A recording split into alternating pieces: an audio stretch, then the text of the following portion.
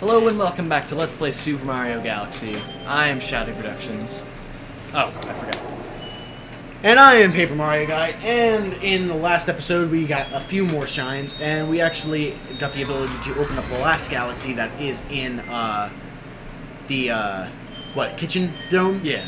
And that is, Boy Base. And, I could go to that one, but I do feel like hogging up all of Beach Bowl because it's one of my favorites.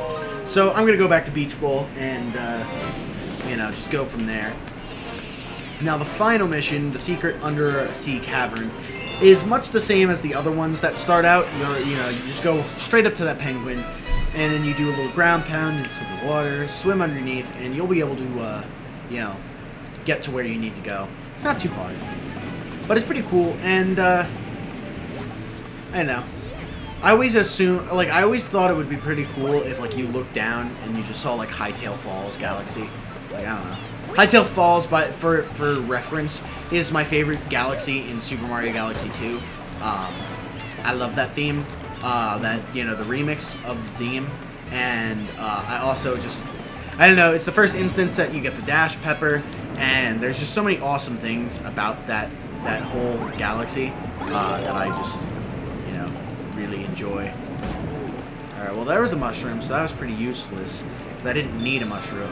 And I love how in all the games, in all of the items that you could get, a mushroom is the one item that doesn't actually restore your air. You need to get actual air, which is silly. Like in Super Mario Sunshine, I'm pretty sure it restores everything. Yeah, it really does. Do you know what you're supposed to do? Yeah, no, I was just doing a little extra turn. Is this in there? I thought there was supposed to be a chest right there. Or no, maybe I just have to. It's the. Yeah, okay. There we go. So you just break that. I thought there was a chest over to the right, but I'm thinking of something else. There's a secret mission in this level that involves something like that. Mm-hmm. So, yeah, but I mean, one-up mushrooms are godly. I know it gives all your life back in Super Mario 64. Yeah. And you were saying the water and other stuff. So, pretty cool. Gotta destroy these boxes so that we can get through. There's a lot of boxes. Who just puts all these boxes down here? Someone must have come down here and put those boxes. A special box delivery. Get your boxes. And here is a area that I believe is actually reused in in Galaxy in Galaxy 2. Yeah, I remember something like this. Alright. Now, I may die one more time, and if I do, then I will stop this. But you can make it across. Yeah, I think you can. I think I've done the same thing. Oh, I missed. Oh my god. Oh, I missed. Yeah, you lost. Was close. Oh, well, we have plenty of lives. I'll try it one more time because it really does cut the time that you spend in this level. 11 deaths.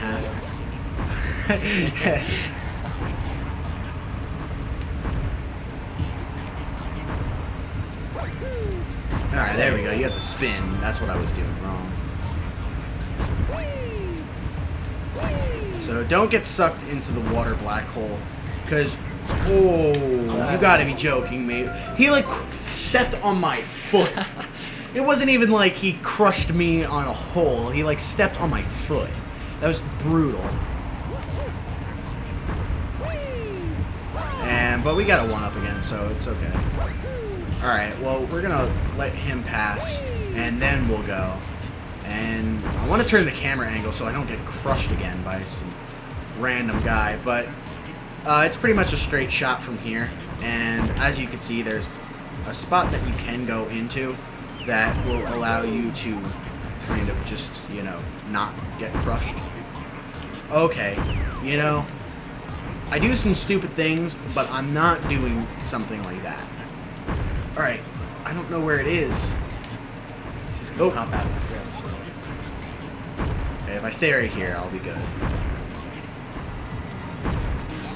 That must be the most nerve-wracking thing. Like, what if there's a giant spike just in the middle, and you just didn't know about it? And it's just like, so you think you're all safe, and then you just get impaled from the skull to your foot. That would be a terrible way. An awful, terrible way to die. But despite some, I think, 2 deaths, we made it. That's good. Stop! Oh yeah. Love myself some good stars.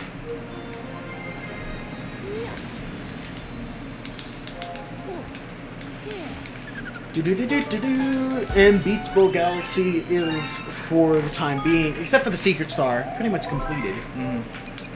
Which is pretty cool. Now we're moving on. Where are we going to go next? Are you going to finish up Ghostly Galaxy, or... I think I'll take on Bouldergeist. Bouldergeist is, a pain in the ass. Honestly, if there's one boss that might give you some problems in this game, I think I would say Bouldergeist. Beware of Bouldergeist. And it's not even so much the first Bouldergeist fight, but there is a Daredevil comet against Bouldergeist, and that can be pretty annoying as well. Yeah. I love his name, though.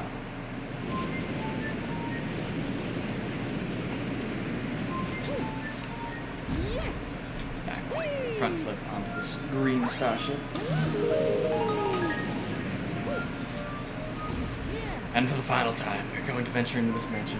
Or maybe not the final time. There might be some secret stars and other stuff to do.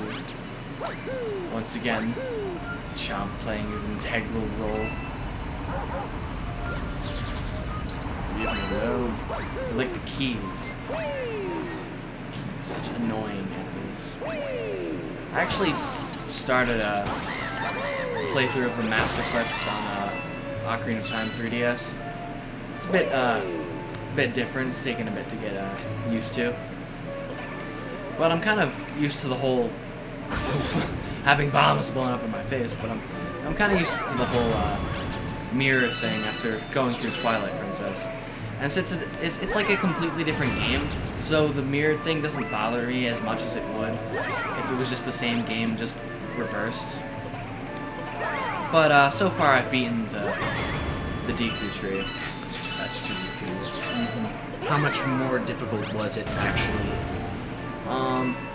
It really wasn't all that difficult. It was just kind of messing with your head, because it's a bunch of different stuff in different places where you wouldn't normally expect it to be.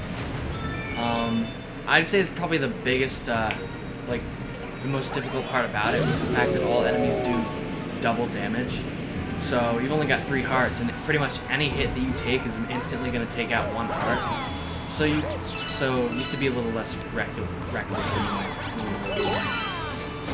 But overall, not too bad. I feel like Zelda games would actually benefit. Oh, I feel like Zelda games would actually be one of those series that would benefit from a hard mode, as opposed to an what it normally is, because by the time you wind up getting 20 hearts, like, you're not going to die, like, ever. Especially if you've got, like, potions and fairies and stuff. Potions and fairies and all sorts of other things. Like, it could definitely do with a hard mode, and that would be something interesting to see Skyward Sword, although I doubt. And even if the hard mode was still the same game, but, like, you had, less health, or, they did more damage, or, when you got a fairy, it only, like, brought you back to half, your health, or, if you use a red potion, every time you took a swig, it was only a quarter of your health as opposed to half. Like, subtle little things that, just make it a little bit more difficult, and, that you wouldn't necessarily be able to cope with if you were a bad player. Yeah, once you get, like, all the heart pieces and such, it's really, games really get very, very easy. You can be very reckless. I just think about, like, when you get double defense, like, that's, now you basically have, like, 40 hearts. I mean, it's kind of hard to die. Like, even with something like the Cave of Ordeals, or that thing in Wind Waker, which Wind Waker's version of the Cave of Ordeals is like really easy. Yeah.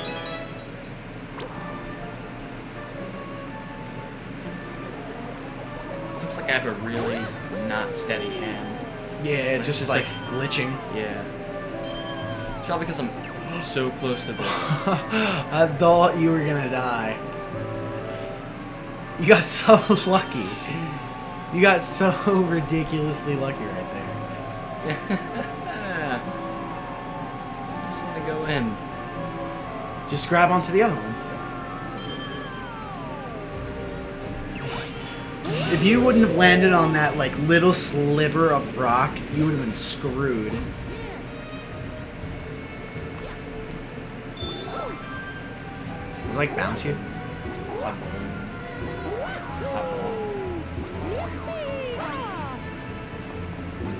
There you go. Onward to man. See, in the background, it kind of looks like Gygus. Oh, it does. That's creepy. I just realized that. It's like either Gygus or like what it looks like when a Pikmin dies. Either way, it's kind of creepy. No, I never noticed that. More so if it's Gygus.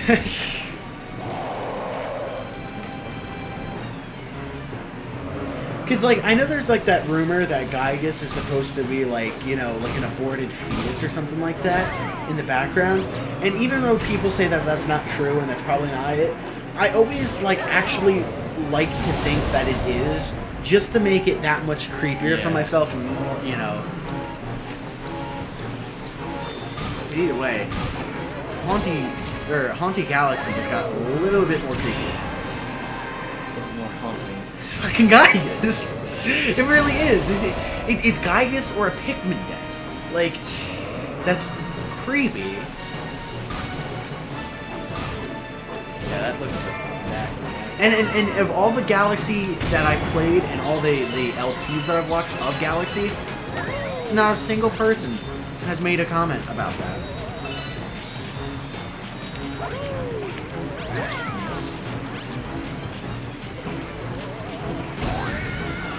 I think he comes back from the water. Yes. He's a resilient bastard, he is.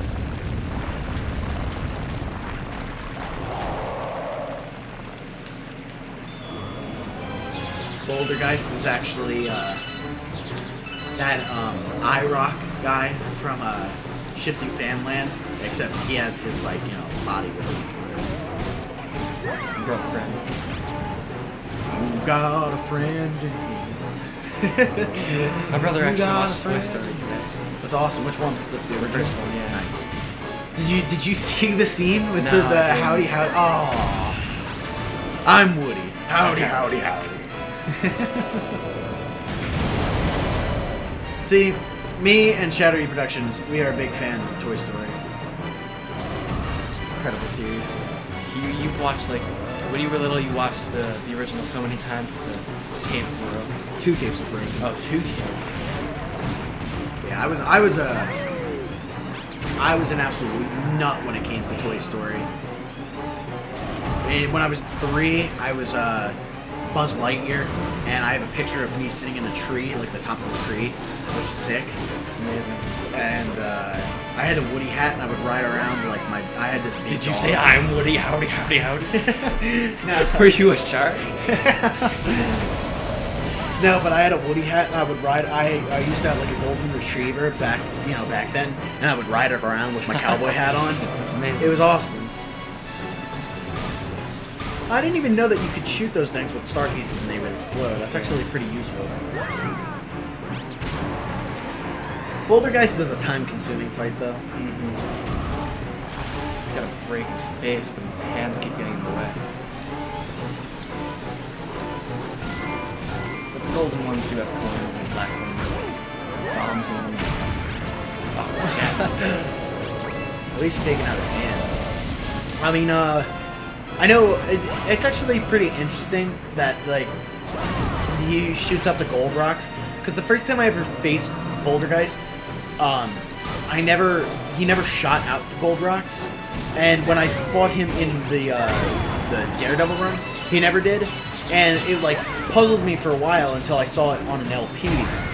And the same exact thing happened with the beach cannon in Super Mario Sunshine. I had no idea that he shot out golden bullet bills that dropped 8 coins. And that's like... That's pretty useful for getting 100 coins. Yeah, I know. Took me like 2 seconds. And with Bouldergeist's demise, I think that's a perfect time to end off this wonderful episode of Super Mario Galaxy. So in the next episode, we will continue, maybe in the kitchen. We'll see what the comments are like and, you know, what I'm up to. And hopefully you enjoyed this episode and you'll stay tuned for next time. So 555 is an awesome number for Starbits. And I'm Paper Mario Guy. I am ShadowyProductions. And we'll see you next time.